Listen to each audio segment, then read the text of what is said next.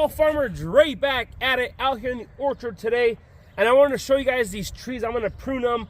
These trees are very young, going into their first season of production, so let's go ahead and jump into pruning them. Alrighty, so like I mentioned, these trees are very young. We planted these trees here spring of 2021.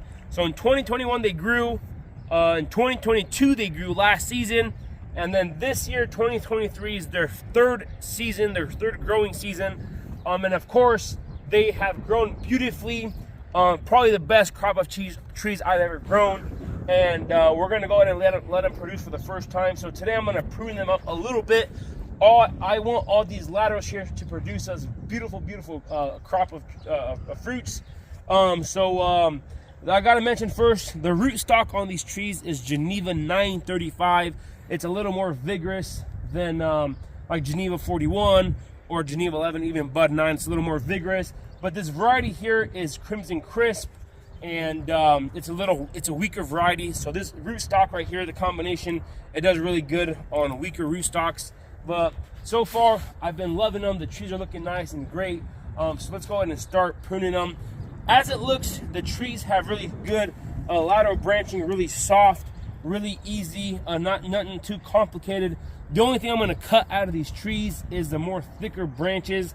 So as you can see right here, this branch right here is giving the leader a little bit of competition. It's a little big, and I want to continue to push some of this beautiful growth up to the top of the tree. So I'm going to go ahead and leave about a 2-inch stub here.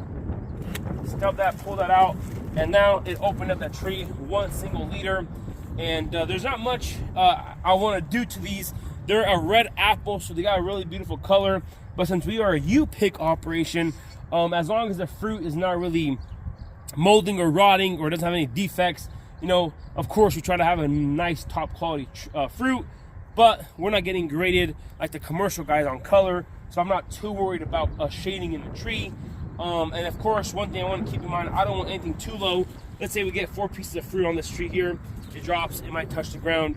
So I might just snip the tip here or cut it to a lateral branch like that so that it won't be too loose. And you can see there's a lot of spurs on this branch here. So I cut it to a lateral, so all the vigor, if it does get a lot of growth, I'll push out this way. And of course, something I'm gonna do, anything that's growing too upright, so this one right here is in the top of the tree, leave a small little stub there, let all the energy go there. And if there's any branches growing straight up into the tree, I'm gonna go ahead and chop them out. And one thing I wanna keep in mind with these trees, I haven't made a penny off these, so I don't wanna cut off too much.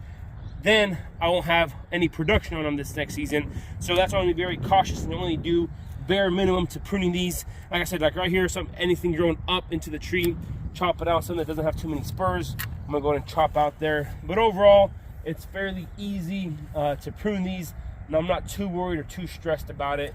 I'm like this branch right here on that side, I'm gonna go ahead and cut. And usually when we're pruning these, I like to have 2 guys, one on each side. Unless these trees are young, I'm moving forward. And the one thing I'm realizing about the Geneva 935 rootstock is it produces a very beautiful tree. So on to the next tree. This tree's a little smaller. It probably has another 18 inches of growth. We can see this right here is growing straight up. Cut that out, growing straight up, cut that out there. And of course, anything growing on the bottom there, chop that out. So anything that's growing too vigorously up, cut it out. Anything giving the competition some leader. So like on this side, this one's too big. Chop that, just leave a small little stub there. Cut that one out right there.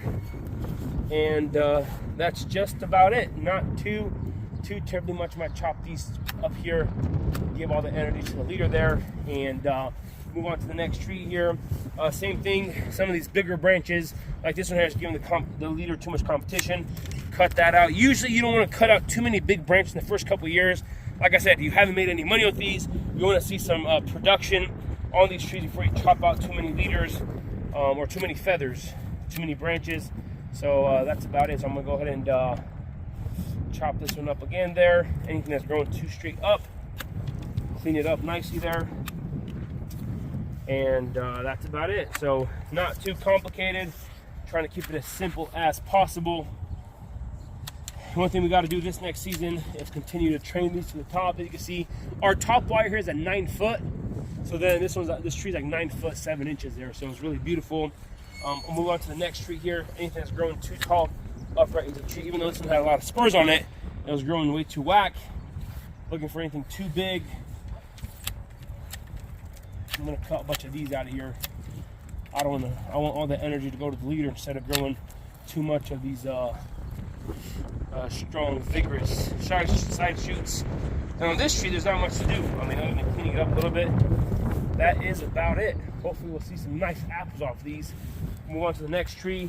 I want to show you guys this right here. So this branch right here it has a double leader, so it's coming off the top and the bottom there. I'm gonna go ahead and just cut off the top one and leave that bottom one there. Hopefully get some fruit on there. It'll pull it down. And then same thing right here. Chop that. If we got some fruit, pull it down a little more. And anything growing too upright to the tree, maybe chop some of these bigger ones there. And the issue I've learned over the years, if you leave these, this one's already half the size of that leader. So if you let it, it's gonna push too much growth, and then you can have a big old bull shoot there. You don't want that. So just like that, I'm gonna see. There's a lot of spurs on these trees. These trees are looking beautiful. I'm not sure if Crimson Crisp is a tip bearer or a whatnot, but I guess I'll learn in one. I think, as you can see here, doing a really good job keeping the orchard floor clean. So yeah. So on the next tree here, we got two pretty big, strong feathers here, and you can see here last year I chopped these up. So I learned in the first 2 years, or in the first year, you just come and just kind of whip the tree, just leave a bunch of stubs out. And this tree, that one grew too vigorous. I'm gonna go ahead and chop that out. It kind of stinks because I didn't get any production off that one, but it's gonna grow a nice, beautiful branch back. And that's why I don't want to cut too much out of these, so that I can see some production now off these trees. So then, of course, anything that's too big in the top, kind of clean it up there. And these small trees go pretty quick. I can prune a couple acre of these a day if I go hard at it. Pretty easy stuff. So yeah, going pretty smooth. These trees are looking amazing. In the second season, 9 foot tall, or the third season, 9-10 foot tall trees. Absolutely beautiful. Just kind of put a first crop on them, slow them down vigorously, and that's it. Alrighty, I'm going to continue to prune these. Same method. I'm going to go throughout the whole tree, all the trees here, just cleaning them up, chopping them up. And keep in mind, you want to make money off these trees in the third season if they're tall enough. Now, if these trees weren't to the top wire, you know, you can see this. I got to come through here and retrain these. But if these trees weren't that tall, I wouldn't leave too many fruits on them, so you can continue to push. The biggest mistake a lot of farmers do on this high density system, in the first and second year, they leave a little bit of fruit, and that really stunts the growth. So no fruit on these in the first and second year. Let all the vigor go to the growing the wood. And then if your tree's 9-10 foot tall in the third season, you go ahead and leave, I would say, about 50 to 70 apples per tree if they're fully to the top wire. And then you're really gonna stunt the growth of these trees if you do leave a crop on them. And then your tree's gonna stop growing so much wood. It's gonna turn into more of a production tree, and then you're good moving forward. So yep, like I said, it's gonna go pretty quick, fast, easy, goes pretty quick. One guy, like I mentioned, I can have these all pruned in a day. So super fast, super easy. We're just trying to move forward and push it out. So this is gonna be it for today.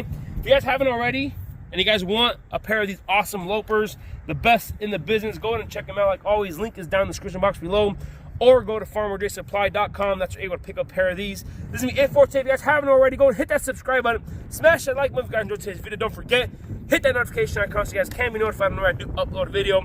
I want to say thanks for watching up to this point. Y'all have a good day, and we'll see you next time.